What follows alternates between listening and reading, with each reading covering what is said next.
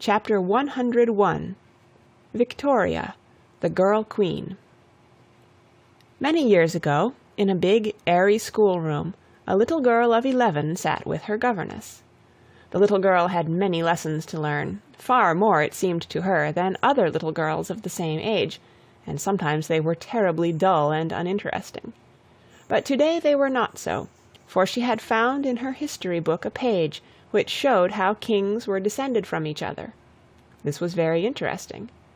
The little girl read the page carefully, then, looking up into the face of her governess, she said gravely, "So I shall be Queen of Britain one day." Then, slipping her hand into that of her governess, "I will be good," she added. "I will be good. I see now why I have to learn so many lessons." This little girl was Princess Victoria, the daughter of the Duke of Kent, younger brother of William IV. William IV had 2 children, but they died while they were babies. The Princess Victoria's father had died when she was a baby, so she was the heir to the throne. When William lay still and quiet in the great palace at Windsor, the Archbishop of Canterbury and the Lord Chamberlain stepped into a carriage and drove fast to the Palace of Kensington, where the princess lived with her mother. It was 5 o'clock in the morning when they arrived there. They knocked and hammered for a long time before they could rouse the sleepy porter, but at last they did so, and got into the palace. But it seemed as if they were not to see the princess, and that was what they had come for. At last, after they had waited for a long time, a lady came to them. "The princess is sleeping so peacefully," she said. "I cannot wake her."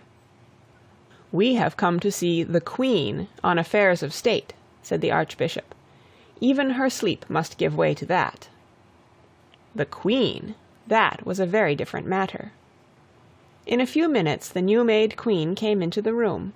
Her brown hair was hanging over her shoulders, a shawl covered her nightdress, and only slippers were on her little bare feet. She was hardly awake, and she wondered, perhaps, if she might not still be dreaming.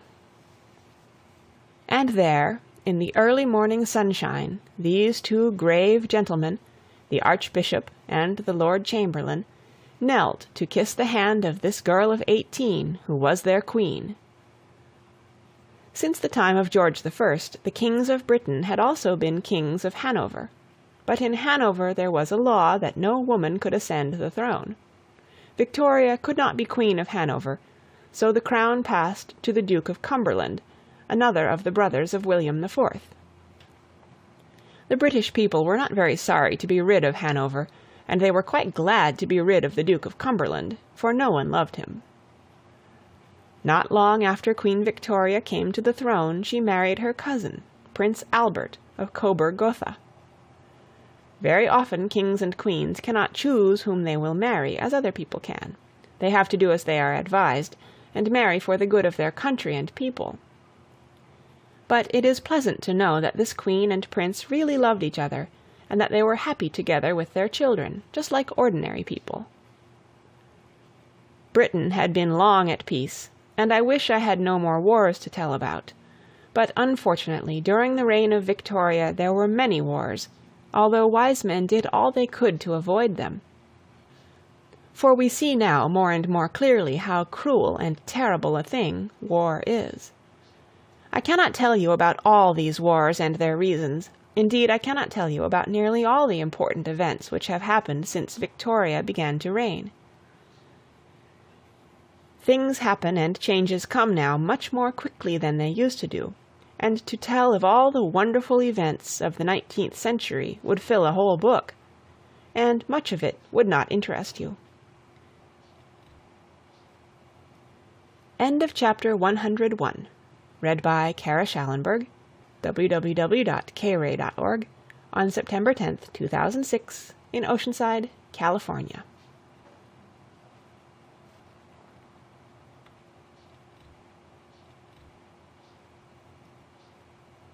Chapter 102. Victoria, when bread was dear. Some time after Victoria began to reign, the poor people were in great distress. Work was scarce and bread was dear, and many died of hunger. Long ago, most of the people in Britain used to live by cultivating the land.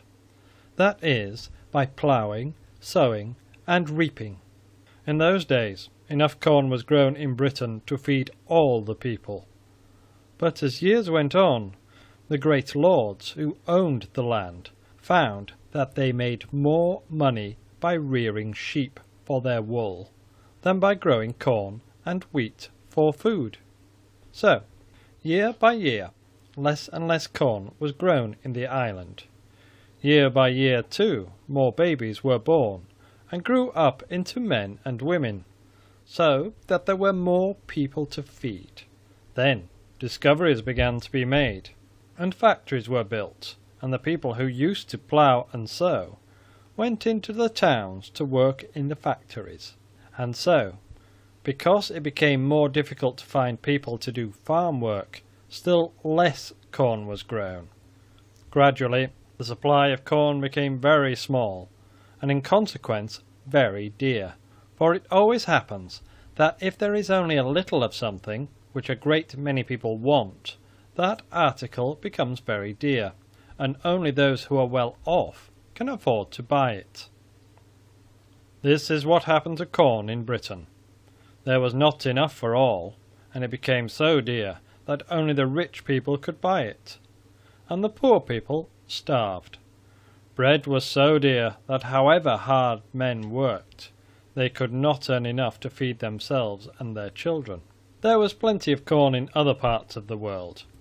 In fact, people in other parts of the world had more than they wanted. They would gladly have sold it to Britain, and have bought instead the beautiful cloths which were being made in the British factories.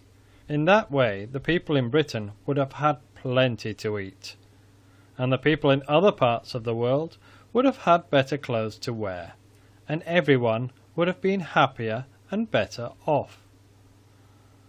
But unfortunately, some years before this, a law had been passed that no foreign corn might be brought into the country until British corn cost 80 shillings a quarter, which is very, very dear indeed. The people who made this law meant to be kind to the farmers and help them to get a good price for their corn. But they did not see how unkind they were to the poor. At last, a few people saw what a dreadful mistake these corn laws, as they were called, were, and they began with all their might and main to try to have them altered. The chief of these people were John Bright, Richard Cobden, and Charles Villiers. But they found it was very difficult to make others think as they did. For a long time they fought in vain, while the people grew poorer and poorer, starving, struggling, dying. Even little children and old men had to work hard all day long, always hungry. "Child, what hast thou with sleep to do? Awake and dry thine eyes. Thy tiny hands must labour too, our bread is taxed. Arise, arise and toil long hours, twice 7, for pennies 2 or 3. Thy woes make angels weep in heaven, but England still is free. Up, weary man of 85, and toil in hopeless woe. Our bread is taxed, our rivals thrive, our gods will have it so. Yet God is undethroned on high, and undethroned will be. Father of all, hear thou our cry, and England shall be free." But there was worse still to come. In Ireland nearly all the poor people lived on potatoes only, and the potatoes all went bad. In a few weeks the food, which ought to have lasted for a whole year, became rotten. This was such a terrible misfortune that some of the men who had been against the repeal of the Corn Laws went over to the other side and tried to do away with them as fast as they could. Among these men was Sir Robert Peel, who was now Prime Minister. They knew that unless corn could be brought cheaply into Ireland, there would be a famine. A famine did come, and the people died in hundreds. Little children cried in vain to their mothers for something to eat. The mothers had nothing to give, It was a dreadful time, worse than any war. Rich people sent money and food to the poor starving Irish, but in spite of everything that was done, the misery was terrible. Some of the food and money came from the United States of America, from the colonies which Britain had so lately lost. The owners of ships and railways did what they could too, and all parcels which were marked "for Ireland" were carried free on their trains and ships. When at last the famine was over, it was found that nearly a quarter of the people in Ireland had died. But the Corn Laws had been done away with. End of chapter 102.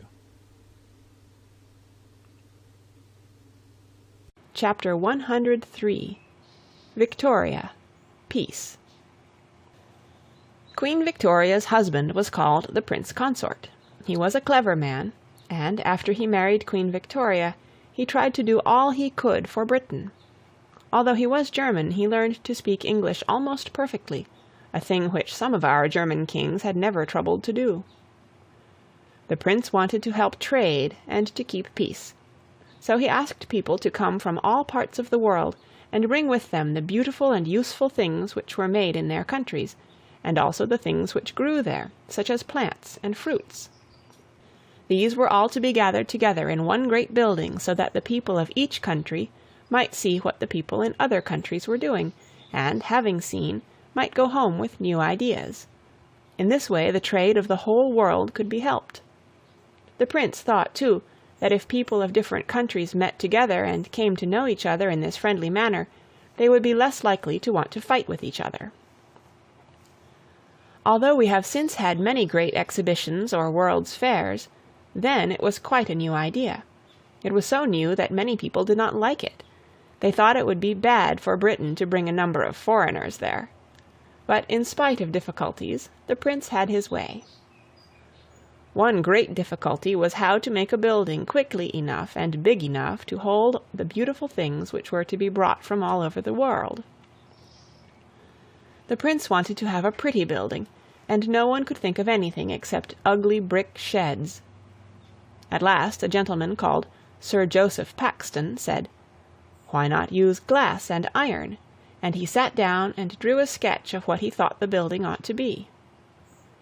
This idea of a glass house was quite as new as the idea of having an exhibition at all, and the prince was delighted with it. Very soon a palace of glass began to rise in Hyde Park, and it seemed so beautiful that the people called it the Crystal Palace. And very beautiful indeed it looked on the opening day. It gleamed and glittered like a fairy thing. It was decorated with the flags of all nations, with palms and flowers, with statues and fountains, and crowded with people from every country in the world. Queen Victoria opened the exhibition, and she was glad and happy, both because it all looked so beautiful, and because she knew it was the thought of her husband, whom she loved so well. Bands played, a great choir sang, the world seemed full of sunshine and joy. And lo, the long laborious miles of palace, lo, the giant aisles, rich in model and design, harvest tool and husbandry, loom and wheel and enginery, secrets of the sullen mine, steel and gold and corn and wine, fabric rough or fairy fine, sunny tokens of the line, polar marvels and a feast of wonder out of west and east, and shapes and hues of art divine, all of beauty, all of use that one fair planet can produce, brought from under every star, blown from over every main, and mixed, as life is mixed with pain, the works of peace with works of war. O ye, the wise who think, the wise who reign, from growing commerce loose her latest chain, and let the fair white-winged peacemaker fly to happy havens under all the sky, and mix the seasons and the golden hours, till each man find his own in all men's good, and all men work in noble brotherhood, breaking their mailed fleets and armed towers, and ruling by obeying nature's powers, and gathering all the fruits of earth, and crowned with all her flowers. The exhibition was a great success. Never before had there been so many people from strange countries gathered together in London. Never before had so many beautiful and curious things been seen all at once. When it was over, the Crystal Palace was not destroyed, but was taken down and built up again at another place. There it has remained ever since, and is still one of the sights of London. But although people hoped great things from this friendly gathering, their hopes were not fulfilled. 3 years later, after a peace of 40 years, Britain was again at war. End of chapter 103. Read by Kara Schallenberg, www.kray.org, on September 10th, 2006, in Oceanside, California.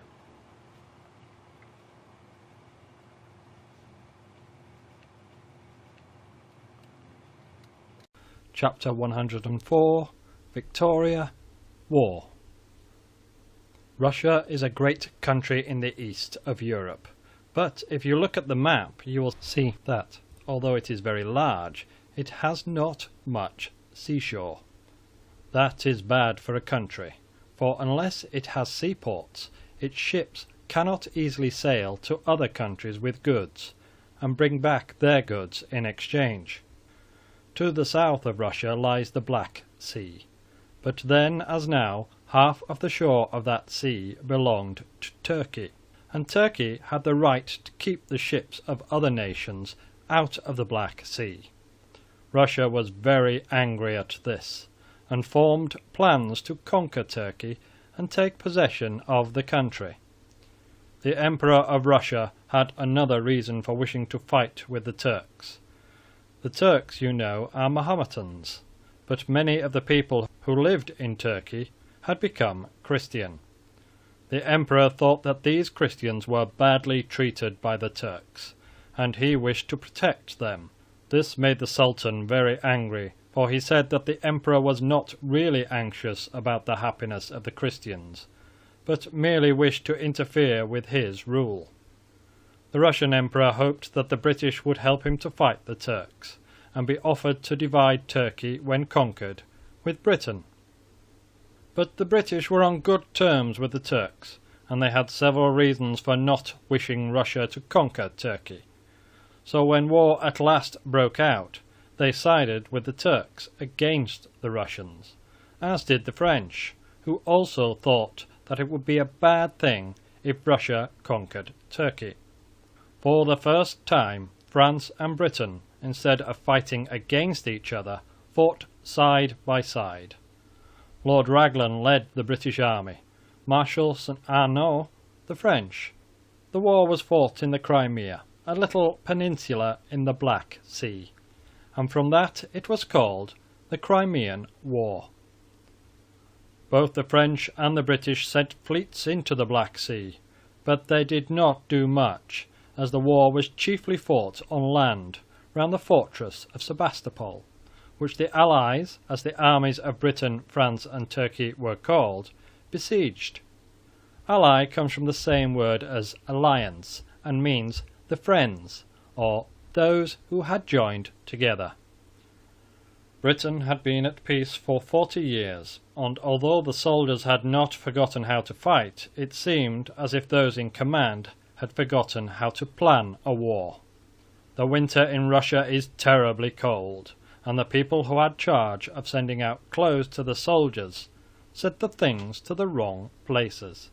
So when the soldiers were shivering with cold at one place, great stores of warm clothing would be lying at another, perhaps not many miles off, but quite out of reach. Once a whole shipload of boots arrived, and when they were unpacked, they were found to be all for the left foot. Terrible storms arose, too, which wrecked the ships which were bringing stores of food. These storms not only wrecked the ships, but they tore down and blew away the soldiers' tents, so that they had to sleep in the open air in the snow and bitter frost. They had nothing upon which to sleep except wet straw, and often they had no bedclothes at all. and this in cold so dreadful that if a man took hold of a piece of iron it would freeze to his hand, so that he could not leave go without tearing away the skin. So great was the suffering that many of the soldiers became sick and ill. The hospitals were soon filled, and many more died of disease than were killed by the Russians. In those days there were very few proper nurses, and the poor sick soldiers were very badly cared for, until a lady called Florence Nightingale went out to the Crimea, taking with her other ladies as nurses. When Florence Nightingale and her nurses arrived in the Crimea, the dirt and horror of the hospitals were dreadful. The great wards were crowded from end to end with sick and wounded, dead and dying. No one did anything for the poor soldiers. Their wounds even were often not dressed. They were brought there to die, but Florence Nightingale worked so hard that soon the hospitals were sweet and clean, and the men grew well instead of dying. The soldiers loved and adored her, and she never seemed to tire of working for them. Long after everyone else had gone, she would walk through the wards carrying a lamp in her hand, moving softly from bed to bed, doing what she could for the poor wounded men. She would speak to one and another, said one poor fellow afterwards, and nod and smile to many more. But she could not do it all, there were so many of us, but we would kiss her shadow as it fell, and lay our hands on our pillows again content. Lo, in that house of misery, a lady with a lamp I see, pass through the glimmering gloom, and flit from room to room. And slow as in a dream of bliss, the speechless sufferer turns to kiss her shadow as it falls upon the darkening walls. As if a door in heaven should be opened and then closed suddenly, the vision came and went, the light shone and was spent. On England's annals through the long hereafter of her speech and song, that light its rays shall cast from portals of the past. A lady with a lamp shall stand in the great history of the land, a noble type of good, heroic womanhood. Once Florence Nightingale went out into the trenches among the soldiers to get a good view of Sebastopol. When it became known that she was there, they sent up such a shout that the Russians behind their strong battlements heard it and trembled, not knowing what it might mean. There was not a man there but honoured her as he would a queen. Florence Nightingale worked so hard that at last she too became ill of the terrible Crimean fever. Then there was sorrow indeed. Little could the men do for her who had done so much for them, but even in that wild place they found flowers to bring to her to cheer her loneliness, and she did not die, but still lived to bring joy to many. Since Florence Nightingale worked among the soldiers in the Crimea, army nurses have worn red crosses upon their sleeves, as the Crusaders did long ago. But those who wear the cross today do not go to battle to fight, but to help the wounded and the dying. Over the hospitals on the battlefield, too, flies the Red Cross flag, and no enemy ever fires at it or injures anyone who wears the Red Cross badge. The British soldiers were brave, and in spite of sickness and suffering they fought gallantly. But they were often badly led, and many mistakes were made. One dreadful mistake was made at a battle called Balaclava. There was a brigade of cavalry called the Light Brigade. Lord Raglan sent a message to the officer in command, telling him to prevent the Russians carrying away some guns. The officer thought he was meant to charge right forward, and he did so. But it was a mistake. He and his men rode straight to death. For a mile and a half they rode with Russian guns in front of them, Russian guns on either side of them thundering death. When their comrades saw what the Light Brigade was doing, they stood watching in horror and wonder as 600 men of the brigade rode down the lane of fire and smoke and disappeared in the bank of smoke beyond. It was horrible. What was happening to these gallant soldiers? They rode straight up to the Russian guns and drove the gunners away, but they could not stay there. The whole Russian army was arrayed against them, so they rode back again, back through that awful lane of shot and shell. 607 men went, only 198 returned. It was a splendid show of bravery, but utterly useless. What was the order given? What were the men meant to do? No one can answer the question. "It is magnificent," said a French officer who saw it, "but it is not war." Yet all the world saw what Britons could do in obedience to a command. Half a league, half a league, half a league onward. All in the valley of death rode the 600. Forward the light brigade, charge for the guns, he said. Into the valley of death rode the 600. Forward the light brigade, was there a man dismayed? Not though the soldier knew someone had blundered.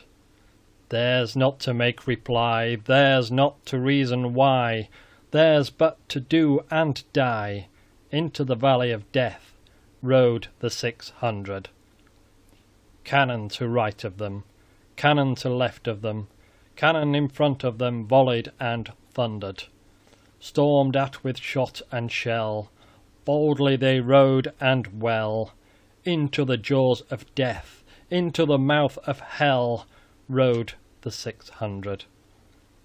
Flashed all their sabres bare, flashed as they turned in air, sabring the gunners there, charging an army while all the world wondered. Plunged in the battery smoke, right through the line they broke. Cossack and Russian reeled from the sabre stroke, shattered and sundered. Then they rode back, but not the 600. Cannon to right of them, cannon to left of them, cannon behind them volleyed and thundered, stormed at with shot and shell, while horse and hero fell. That they had fought so well, came through the jaws of death, back from the mouth of hell, all that was left of them, left of 600. When can their glory fade? Oh, the wild charge they made! All the world wondered. Honour the charge they made, honour the light brigade. Noble 600. The siege of Sebastopol lasted about a year, during which time the Sardinians joined the Allies. Sardinia was a very small kingdom, but the people were brave. They wanted to take a place among the great powers of Europe, and the Allies were very glad to have their help. During the winter, too, the Russian Emperor died. He was so sad and disappointed because his soldiers were being beaten that he did not care to live. He died of a broken heart. When the Emperor died, people hoped that the war would come to an end, but it did not. His son, the new Emperor, still carried it on. At last, the French and British made a fierce attack on Sebastopol, and although they did not succeed in doing all they meant to do, the Russians felt that they could hold out no longer. Next morning, Sebastopol was empty and in flames. The Russians had set it on fire and fled. After this, the war soon came to an end, and a few months later, peace was signed. Russia had failed, and Turkey was neither conquered nor divided. End of chapter 104. Chapter 105. Victoria, the Land of Snow. In days long, long ago, men knew very little of the world and all the countries it contained. But in the time of Henry VII, great sailors began to sail into far seas and discover new lands. From that time onward there have been many great and daring sailors who have sailed the seas and discovered more and more lands, until the blue of our maps has become marked with islands and continents. The way to India and China is long, and in the days when there were no steamers it was dangerous too. In the time of King Henry VII, a man called Sebastian Cabot tried to find a short way to India by going round the north of America through the Arctic Ocean. This began the quest of what was called the Northwest Passage. For hundreds of years men struggled to find this Northwest Passage, but all in vain, and many brave lives were lost in the bitter frost and snow of the far north. As new lands were discovered, the map of the Arctic region began to be filled in bit by bit, but the Northwest Passage remained undiscovered. At last the British government decided in 1845 A.D.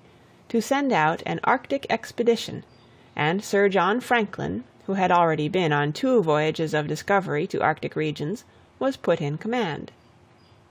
Sir John was no longer a young man, but he loved the sea and the north, and he went out like an old sea lion, eager to find the long-sought passage. He sailed away with 2 ships, called the Terror and the Erebus, manned by 100 men and more. The last good-bye was said, the last handshake given, and away sped the ships further and further north into the white and silent land, never again to return. A year passed, then another. At home anxious hearts waited and waited for news, but no news came. Then, as nothing was heard of the ships and their gallant crews, both Sir John Franklin's wife and the British government sent out expeditions to try to find the Terror and the Erebus. These new ships sailed to the north, keeping as much as possible in the course Sir John had gone, but they could find no trace of him. Here and there sailors landed on the bare white shores which they passed, and left supplies of food under great heaps of stones, or cairns as they are called. They also left letters telling which way their ships had gone. This they did, hoping that some of Franklin's men might pass that way, and find the food and letters. The sailors also caught white foxes which run about wild in these cold countries.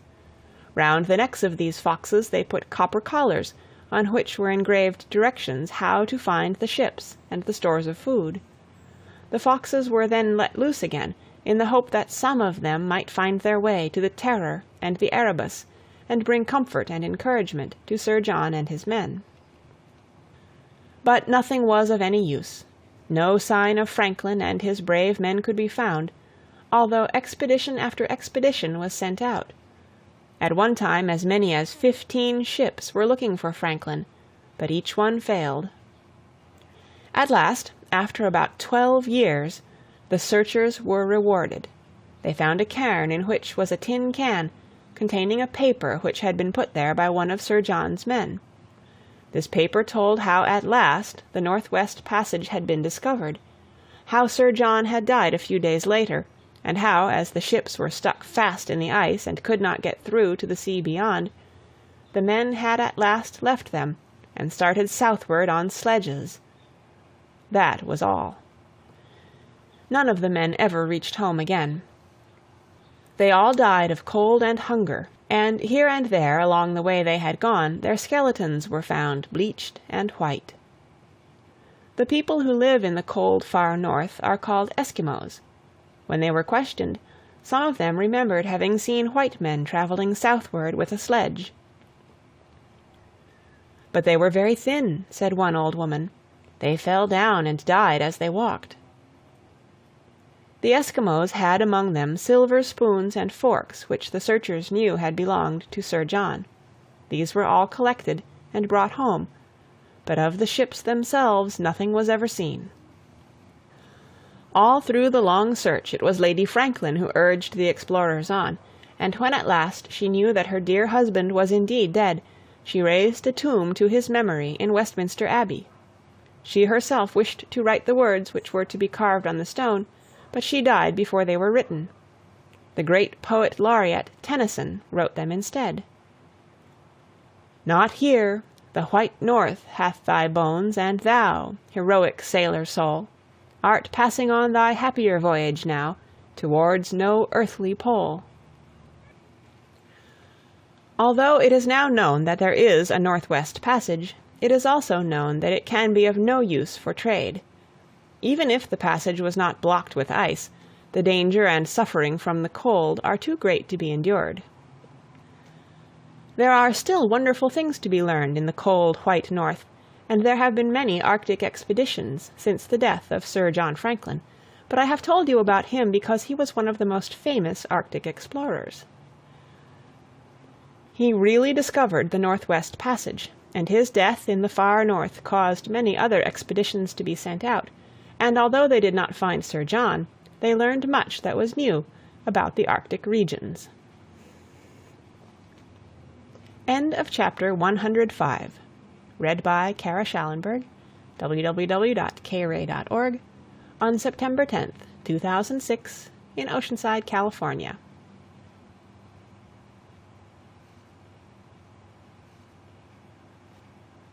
Chapter 106. Victoria, the Siege of Delhi. 100 years had passed since the terrible night when the British had been murdered in the Black Hole of Calcutta. 100 years had passed since Clive had gained the victory of Plassey.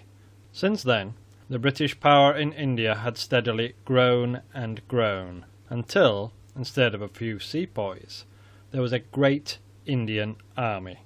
Instead of a few factories, the whole of India was under the rule of Britain, and British rule in India seemed firm and certain.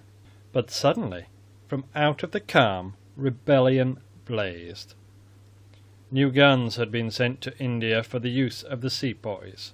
The powder and shot for a gun is made up with paper into what is called a cartridge.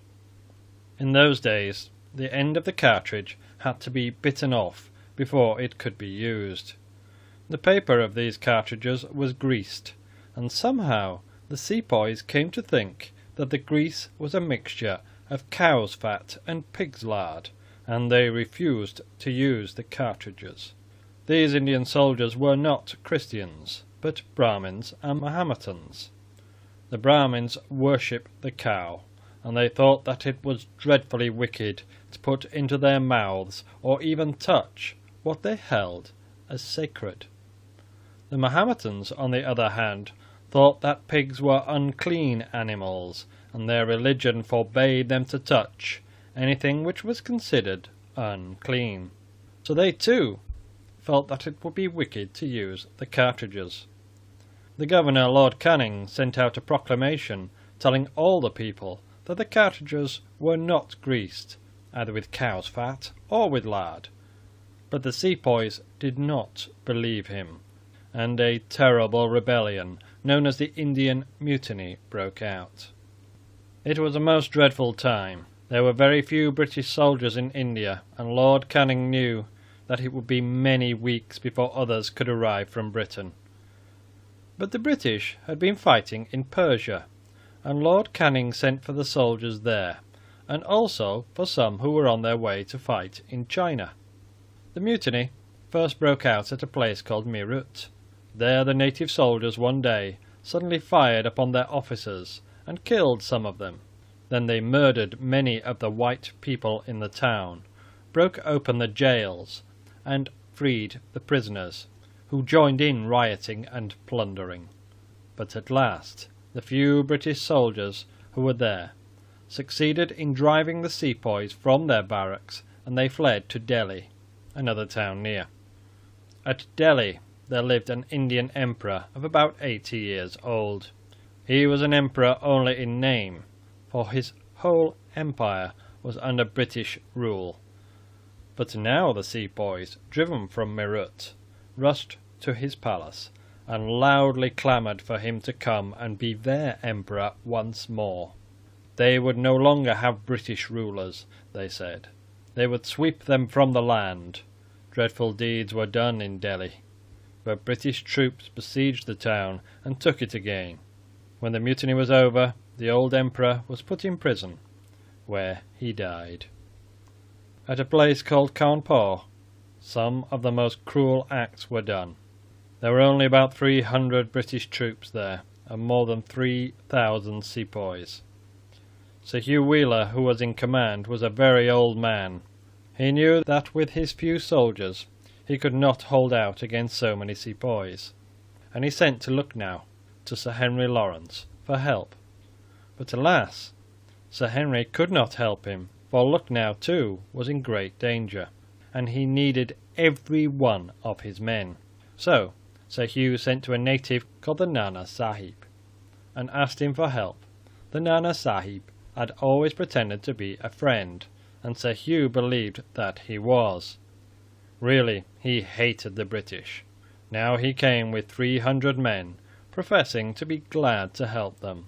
He got into Cawnpore with his soldiers and his guns, and then he turned against the British. Sir Hugh and all the white people had gathered into an old hospital for safety. The magazine, the place where the gunpowder and firearms were kept, would have been a far better refuge for them. It is difficult to understand why Sir Hugh did not go there, but he did not, and it fell into the hands of the sepoys. The hospital was surrounded by a low wall of mud, which was all the defence there was between the white people and the shrieking, yelling mob of sepoys. Within these walls there were nearly 1,000 white people, and more than half of them were women and children. The sepoys thought that it would be easy to kill them all, but they found out their mistake. The white people fought fiercely, and the sepoys were driven back again and again. The suffering within the old hospital was dreadful. The women and children died by hundreds. The fierce Indian sun blazed down upon the almost roofless house. There was little to eat and less to drink. Water could only be had from a well which was within the range of the enemy's guns. To go for water seemed to the bravest to be going to a certain death. During the whole siege not a cupful could be spared to wash with. Thousands of yelling sepoys were without the low mud walls, yet so great was their dread of the white men that they dared not leap over. At last the Nana Sahib, out of the deep wickedness of his heart, proposed terms. He promised that all who would lay down their arms should be allowed to leave the town, that he would give them boats to take them to another town, where they would be safe, and that they should have food for the journey. All he asked was that they should go away. What joy there was within the hospital when it was known that the terrible siege was at an end. The women and children were utterly worn and weary. The men were wounded, sick, and hopeless. The joy and relief were almost too great. The day came. Everything was ready, and the long, slow procession passed down to where the boats were waiting on the river. Gently the sick and wounded were placed under the straw awnings, with which the boats were covered, to protect the passengers from the blazing sun. Then the women and children stepped in. Lastly, the men. The Indian rowers took their places and pushed off, when suddenly a trumpet was heard. In a moment the straw-thatched roofs of the boats were in flames, and the rowers, throwing down their oars, made for the shore. A moment later both banks blazed and roared with gunshots, and a horrible rain of bullets fell upon the boats. To make the horror worse, the boats drifted upon the mud banks and stuck fast. At last the firing ceased. The women and children who were still alive were taken ashore again, and shut up this time in a place called the Savada House. The men were all killed. So the Nana Sahib kept faith. But the British were coming. General Havelock and his brave soldiers were not far off, and the Nana made haste to finish his cruel work. He ordered his sepoys to fire at the women and children through the windows of the Savada House. Even the sepoys, however, turned from this awful work and aimed high, so that the shots fell upon the roof and did no harm. But in the evening 5 men went into the house. Horrible shrieks were heard, Then all was silence. The work was finished. All the women and children were dead. The bodies of those poor women and children were thrown into a well, and when the British took Cawnpore, the horror of that well was one of the first sights they saw. Now it is covered over. A marble angel holding a palm branch guards the spot, and a garden blooms where that ghastly house stood. The Nana Sahib was never punished. When his sepoys were defeated before Cawnpore, he galloped away and was seen no more. People said that he was not a man but an evil spirit, and that when his work was done, he vanished as a spirit would. End of chapter 106. Chapter 107.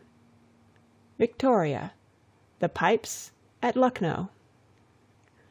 Lucknow, too, was besieged, and terrible things were happening there. The chief officer at Lucknow was Sir Henry Lawrence, who had so sadly to refuse to send help to Cawnpore. He was a brave and wise man, but he was killed almost at the very beginning of the siege. One day, while he was talking with some of his officers, a shell burst into the room. When the smoke cleared away a little, someone said, "Are you hurt, Sir Henry?" There was a moment's silence. Then Sir Henry said quietly, "I am killed." He died 2 days later. "Never yield," he said. "Let every man die at his post rather than yield." For nearly 3 months the siege went on. The white people were shut into a strong place called the Residency, and although they were better off than the poor people at Cawnpore, many died of wounds and sickness. It was 3 months of horror beneath a blazing sky, amid the shriek and roar of cannon. Men grew hard-eyed and gaunt, women drooped and faded. Would help never come? At last General Havelock, having defeated the Nana Sahib, marched towards Lucknow, but he had lost so many of his men that he dared not attack. He was obliged to wait for more soldiers, and the waiting was hard for men with the memories of Cawnpore in their hearts. But at last Sir James Outram joined Havelock, and together they marched to Lucknow. As week after week passed and no help came, the brave defenders of Lucknow grew sick with longing and despair. One evening a sergeant's wife called Jessie, who had been ill, was lying asleep while her mistress, who had been nursing her, sat by her side. Jessie stirred and muttered in her sleep. Then, suddenly springing up and turning her startled eyes on her mistress, she cried, "Dinna ye hear them? Dinna ye hear them?" The lady thought that Jessie had gone mad. "Jessie, dear, lie down," she said. "You are not well." "No, no," cried Jessie. "I'm well, I'm well. It's the Campbells I'm hearin'. Dinna ye hear them? Dinna ye hear them?" It was indeed the sound of the pipes. Soon not only Jessie, but all that weary band heard the glad sound. The terrible agony of waiting was over. General Havelock and his Highlanders were at the gates. Lucknow was relieved. Pipes of the misty moorlands, voice of the glens and hills, the droning of the torrents, the treble of the rills. Not the braes of broom and heather, nor the mountains dark with rain, nor maiden bower, nor border tower, have heard your sweetest strain. Dear to the lowland reaper and plaided mountaineer, to the cottage and the castle the Scottish pipers are dear. Sweet sounds the ancient pibroch o'er mountain, loch, and glade, but the sweetest of all music the pipes at Lucknow played. Day by day the Indian tiger louder yelled and nearer crept, round and round the jungle serpent near and nearer circles swept. "Pray for rescue, wives and mothers, pray today," the soldier said. "Tomorrow's death's between us and the wrong and shame we dread." Oh, they listened, looked, and waited, till their hopes became despair, and the sobs of low bewailing filled the pauses of their prayer. Then up spake a Scottish maiden, with her ear unto the ground. "Dinna ye hear it? Dinna ye hear it? The pipes of Havelock sound." Hushed the wounded man his groaning, hushed the wife her little ones. Alone they heard the drum roll and the roar of Sepoy guns. But to sounds of home and childhood the Highland ear was true, as the mother's cradle, crooning the mountain pipes she knew. Like the march of soundless music through the vision of the seer, more of feeling than of hearing, of the heart than of the ear, she knew the droning pibroch, she knew the Campbell's call. Hark! Hear ye no MacGregors, the grandest of them all? Oh, they listened dumb and breathless, and they caught the sound at last. Faint and far beyond the Goomtee rose and fell the piper's blast. Then a burst of wild thanksgiving mingled woman's voice and man's. God be praised, the march of Havelock, the piping of the clans. Louder, nearer, fierce as vengeance, sharp and shrill as swords at strife, came the wild MacGregor's clan call, stinging all the air to life. But when the far-off dust cloud to plaided legions grew, full tenderly and blithesomely the pipes of rescue blew. Round the silver domes of Lucknow, Moslem mosque and pagan shrine, breathed the air to Britain's dearest, the air of Auld Lang Syne. O'er the cruel roll of war drums rose that sweet and homelike strain, and the tartan clove the turban as the Goomtee cleaves the plain.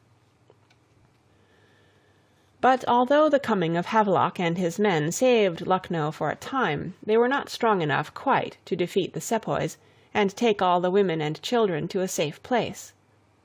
So the siege began again, and lasted for about 2 months more. But at last Sir Colin Campbell landed in India, and a few days later marched to Lucknow. This time it really was relieved. Little more than a week later, General Havelock, who had fought so bravely for his countrymen, who had endured so much to bring them help, died.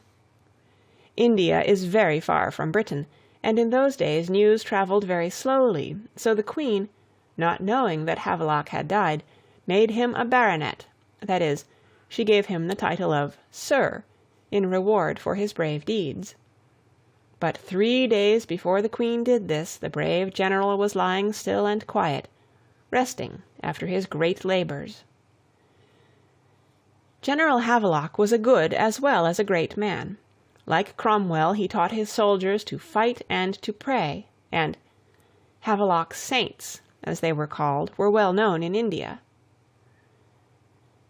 But Havelock's saints, like Cromwell's Ironsides, showed that they could fight as well as pray.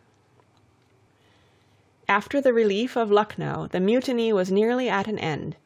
Lord Canning made a proclamation offering pardon to all except those who had actually murdered the British, and gradually the country became peaceful again. The East India Company, which until now had practically ruled India, was done away with, and the Queen took the government into her own hands.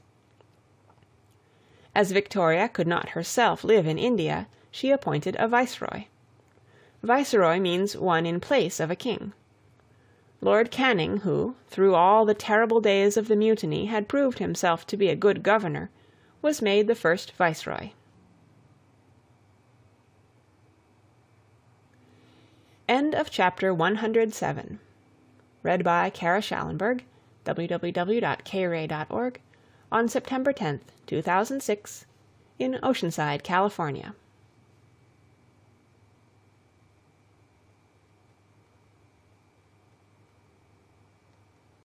Chapter 108, Victoria, Under the Southern Cross. Let no one think much of a trifling expense, who knows what may happen 100 years hence. The loss of America what can repay? New colonies seek for in Botany Bay. In the days of King George III, there was a great sailor called Captain Cook. He made many voyages into unknown seas, and discovered new lands. Among these lands were the islands of Australia and New Zealand. It was in April 1770 AD that Captain Cook first landed in Australia, in a bay which he called Botany Bay, because there were so many plants of all kinds there. At that time the island was inhabited only by wild black savages, and Captain Cook took possession of the whole eastern coast in the name of King George, calling it New South Wales. While America was a British colony, wicked people, instead of being sent to prison for punishment, as they are now, were sent to work on the cotton plantations or farms there. After America was lost, convicts, as these wicked people are called, could no longer be sent there, and British statesmen began to look round for some other country to which they could be sent. Then it was that Australia was thought of. It was decided to form a convict colony there. It was hoped that free people would go too, and that soon Australia would become as great a colony as America had been. So there sailed out from England a little fleet of ships, carrying Captain Phillip as the governor of the new colony, and nearly 1,000 people, of whom more than 700 were prisoners. The rest were officers and marines to guard the prisoners. They took with them food and clothes enough to last 2 years. Also, tools for building houses and ploughs and everything needed for farm work. As the ships passed the Cape of Good Hope, they stopped there to take in more food, and also animals with which to stock the farms, which the British hoped to make in Australia. They took so many animals on board that the ships looked more like Noah's Arks than anything else. When the ships reached Australia, Captain Phillip landed. A flagstaff was planted, and soon the Union Jack floated out to the sound of British cheers. The health of the King was drunk, and then Captain Phillip made a speech to the convicts. He told them that now in this new country they had another chance to forget their wicked ways, and to become again good British subjects. It was the first speech which had ever been made in the English language in that far land, and when he had finished the silence of the lonely shore was again broken by the sound of British cheers. So the town of Sydney was founded. Governor Phillip and his strange company of rough, bad men soon set to work. Everything had to be done. Trees had to be felled, and stones quarried and broken for the building of houses, and the making of roads and harbours.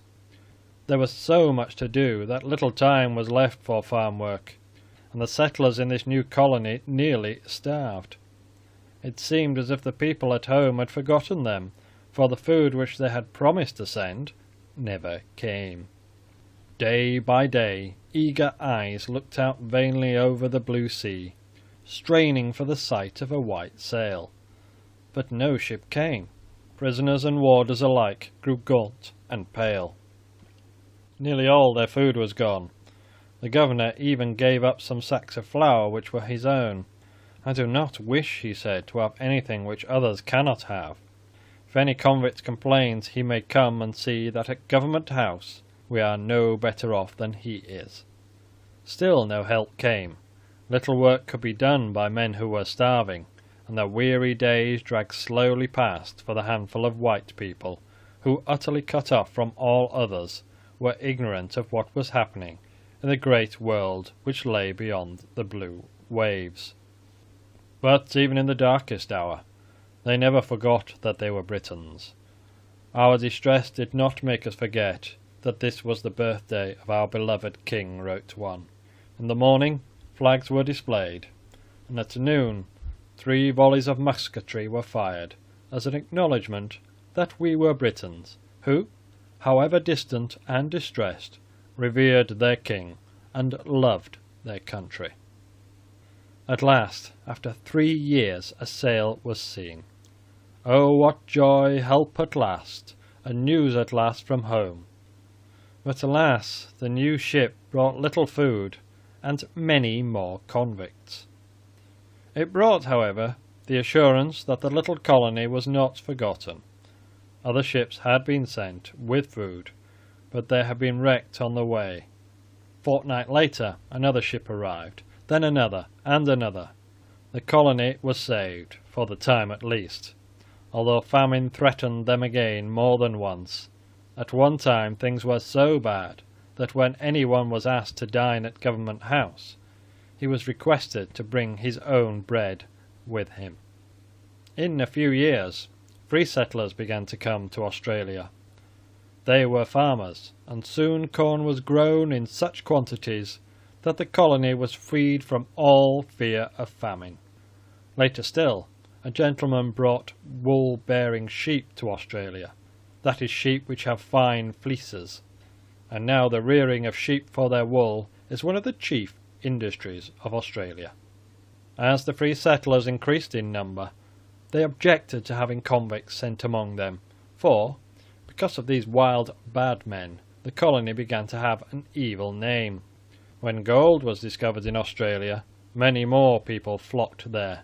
Then Queen Victoria and her government decided at last that it was not a good thing to send convicts to the colonies, and so in 1867 AD the last convict ship set out for Australia. After that the British shut up those who did wrong in strong prisons at home. Australia has grown quickly into a great and wealthy country. I cannot tell you the history of it here, but although it is now called the Commonwealth of Australia and has a parliament of its own, it is still part of the Empire of Greater Britain. Australia lies quite at the other side of the world from Britain, and when it is day in the one, it is night in the other. And when Australians look up to the sky at night, they see the stars of the Southern Cross instead of the pole star and the plough, which the British see. Yet the people in the two islands are friends and brothers, and ties of love draw them together across the ocean waves. End of chapter 108. Chapter 109. Victoria. From Cannibal to Christian. In 1769 A.D., Captain Cook landed in North Island, New Zealand. He cut the name of his ship upon a tree, planted the British flag, and claimed the land in the name of King George III. Then he sailed all round the island, proving to himself and his officers that it was indeed an island. In January of the following year he landed in South Island, again hoisted the Union Jack, and again claimed the land, and all the lands near, in the name of King George. For many years no white people settled in New Zealand, for it was peopled by a wild and warlike race of savages called Maoris. These Maoris were cannibals, that is, people who eat human beings. After a battle, those who were killed would be roasted and eaten by the victors. The Maoris fought among themselves, and they fought with the white traders who came from time to their shores. Yet, although they were cannibals, the Maoris were not nearly such a low kind of savage as the Australian, and a missionary called Marsden, hearing about these islands and their people, made up his mind to teach them to be Christian. Mr. Marsden was working among the convicts in Australia, and one day he set sail from there and landed in New Zealand. For the price of 12 axes he bought 200 acres of land from one of the Maori chiefs, and there he founded a missionary settlement. Mr. Marsden himself could not stay, for his work was in Australia, but he left 2 men behind him who taught the natives, and he often came back to the islands, and was greatly loved by the Maoris. For many years Britain did not acknowledge New Zealand as a colony. Dreadful deeds were done there, but when the British government was asked to put a stop to them, the answer was that the islands were not within His Majesty's dominions. Yet at other times the government acted as if the islands were part of the empire. It was only very gradually that white people went to live in New Zealand. The first colonists who came did not stay long, for the dreadful customs of the savage Maoris frightened them away again. That was not to be wondered at, for in spite of all the missionaries could do, many of the Maoris remained cannibals. When Queen Victoria came to the throne, there were only about 2,000 white people in all the islands. But as many of these were British, it was felt at last that it was the duty of the British to do something to protect their colonists against the Maoris, and also to protect the Maoris from being cheated and ill-treated by bad white people who went there to steal the land from the native chiefs. So a governor was sent out from Britain who was told to make a treaty with these native chiefs. This treaty was signed at a place called Waitangi in North Island. The governor, with all the principal white people, sat upon a platform which had been set up in an open space near the town. Round them sat the Maori chiefs, and behind them stood all the rest of the white people. Beyond gleamed the white of the British tents, gay with flags, which showed brightly against the background of waving green trees. When all were gathered, the governor spoke to the people, and as he could not speak the Maori language, one of the missionaries translated his words to them. He told them how the great white queen in an island far away was anxious that they should be happy and at peace. And because so many of the great white queen's own subjects had come to live in these islands of New Zealand, she felt that she must send a governor to rule them and to see justice done between them and the Maoris. The great white queen asked the Maori chiefs to acknowledge her as overlord, promising that if they did so she would protect them, their families, their people, and their goods, as she protected all her other subjects and their possessions. Then the Maori chiefs spoke. Some of them did not want to sign the treaty. "Send the man away," said one, springing up and pointing to the governor. "Do not sign the paper. If you do, you will become slaves. You will be made to break stones upon the roads. Your lands will be taken away from you, and you will no longer be chiefs." Another chief then rose. He spoke so calmly and so well that all the white people were quite astonished. "You will be our father," he said, turning to the governor. "You must not allow us to become slaves. You will keep all our old customs. You will not let our land be taken from us." This chief was a very great man, very mighty in battle, so the others listened to him, and, after more talking, it was agreed that they should think about it for a day before signing the treaty. Then, with cheers from both the natives and the white people, the meeting was ended. Next day, with firing of guns and great ceremony, the treaty was signed. The great chief who had spoken in favor of the treaty signed his name as the missionaries had taught him to do, but the others made marks, like the marks called tattooing, with which their bodies were covered. A few months later the chiefs of South Island also signed the treaty, and the Union Jack was hoisted amid the thunder of guns and the cheers of the people. So New Zealand became an acknowledged British colony, nearly 100 years after it was discovered and claimed by Cook. Many years have passed since the signing of this treaty, and many things have happened of which I cannot tell you here. New Zealand has become an important part of the British Empire. Instead of 2,000 white people, there are now about 700,000 in the islands. It is a self-governing colony and, like Australia, has a parliament of its own, and in New Zealand the women help to choose the members for parliament, just as the men do. End of chapter 109. Read by Kara Schallenberg, www.kray.org, on September 10th, 2006, in Oceanside, California.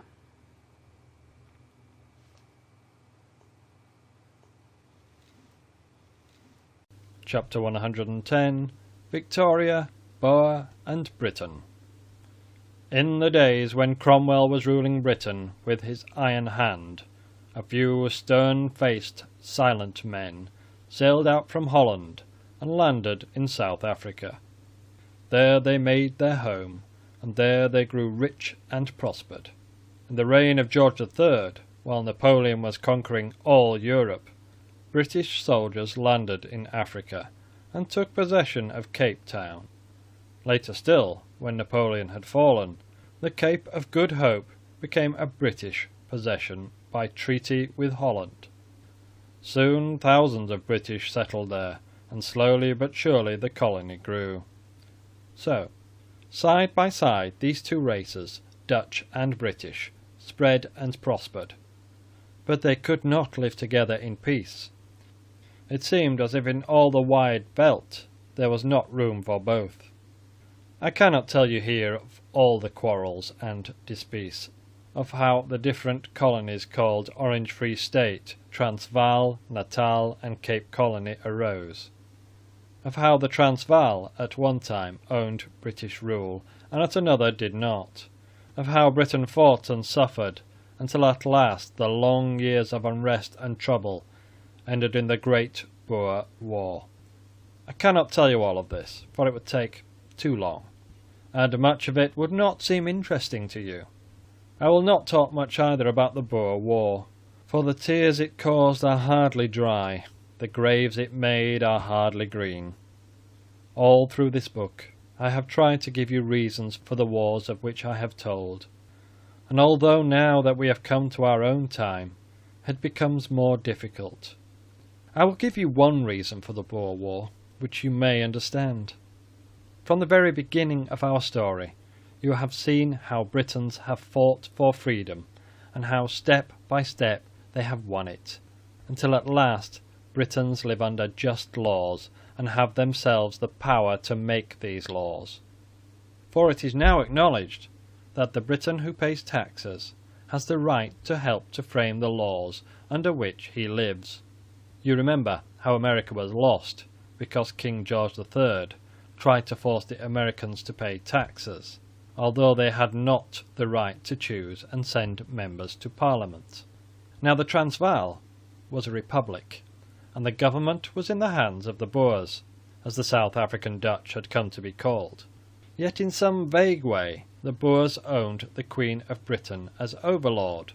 Those who lived in the Transvaal were chiefly Boer farmers, but gold was discovered in the country, and then many other people went there hoping to make a great deal of money. Many of these people were British, and although the Boers were not glad to see them and wished they would keep away from the land which they considered their very own, these British helped to make the Boer country rich. They paid heavy taxes, but they were called Uitlanders, which means outlanders or strangers. They were harshly treated in many ways. They were not allowed to vote for members of Parliament, and so had no voice in making the laws under which they had to live. You have heard how Britons for centuries had fought for this very freedom, which was now denied them in South Africa, and you can imagine how hard it was for Britons to bear what seemed to them so great an injustice. This is only one reason why the Boers and Britons could not live in peace together, but it is one which you can understand. The Boers too had their troubles and their grievances, and when war came they fought as patriots fight for their country. The British in South Africa appealed at last to their mother country for help. The mother country gave help. In October 1899 AD, war broke out.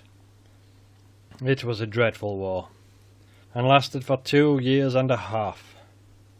We have not yet forgotten the days of sick suspense during the long months when Ladysmith and brave little Mafeking were besieged, nor the gloom which fell upon us as we read of disaster and defeat, nor the cheers and sobs which greeted the news of the relief of Ladysmith and then of Mafeking.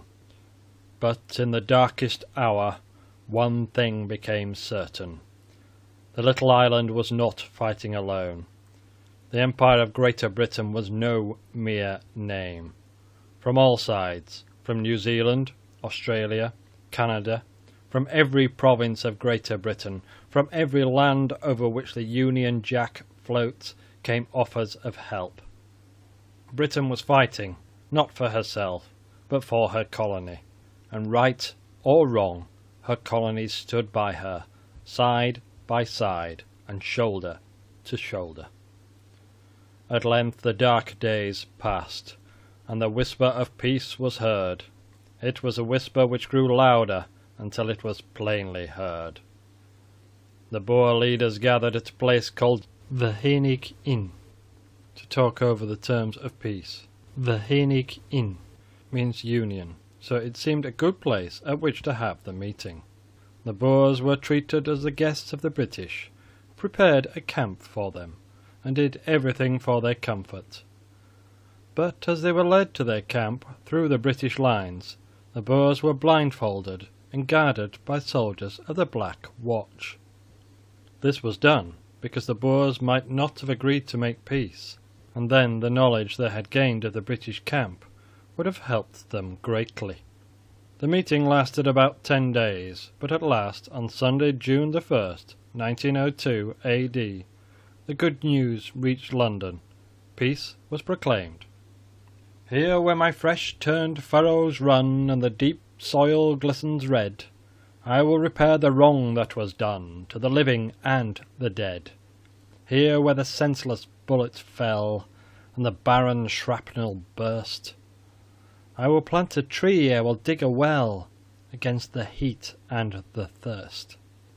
Here in a large and sunlit land, where no wrong bites to the bone, I will lay my hand in my neighbour's hand, and together we will atone for the set folly and the red breach and the black waste of it all, giving and taking counsel each over the cattle crawl. Here in the waves and the troughs of the plains, where the healing stillness lies, and the vast benignant sky restrains, and the long days make wise, bless to our use the rain and the sun and the blind seed in its bed, that we may repair the wrong that was done to the living and the dead. The south of Africa is now entirely a British colony, and we hope that soon it will be as loyal, as happy, and as prosperous as any other British colony. Queen Victoria reigned for 63 years, which is longer than any other British sovereign has ever reigned. When she had been on the throne 50 years, great rejoicings were held. On the 21st of June, the anniversary of the day upon which she ascended the throne, the streets and houses were everywhere decorated, and bonfires and fireworks blazed.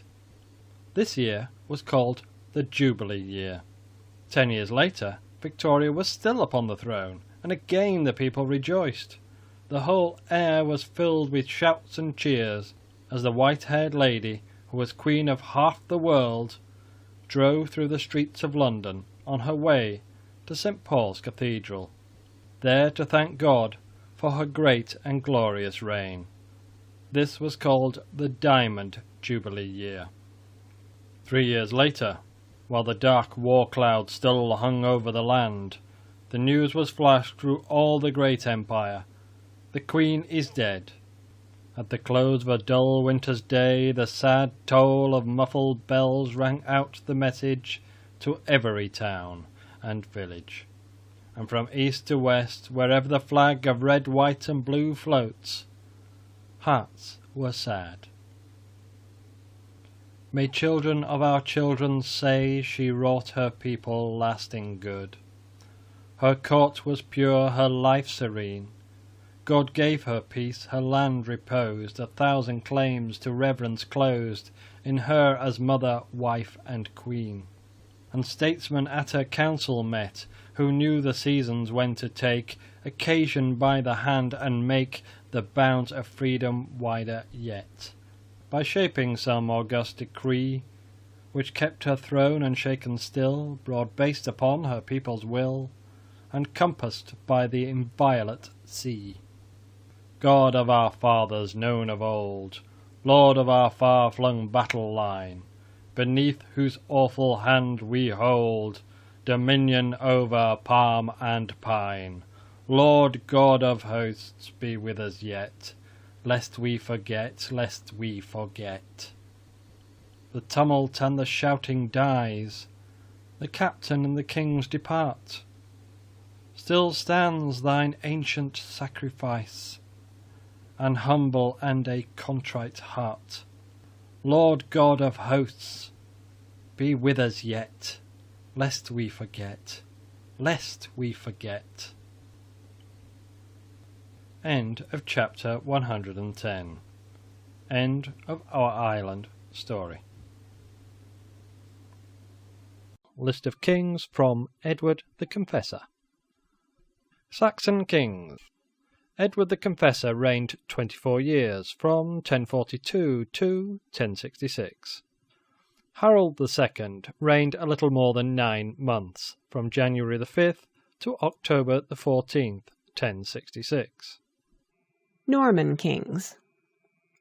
William I reigned 21 years, from 1066 to 1087. William II reigned 13 years, from 1087 to 1100.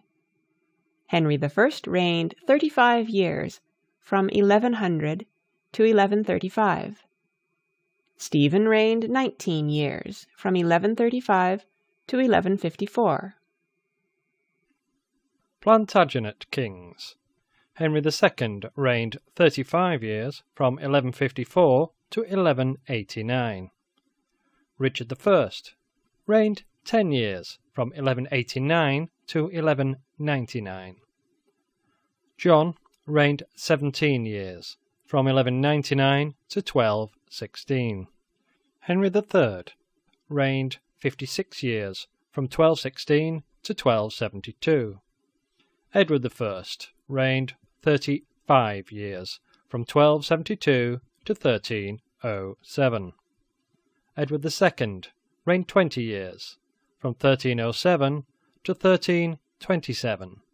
Edward III reigned 50 years, from 1327 to 1377.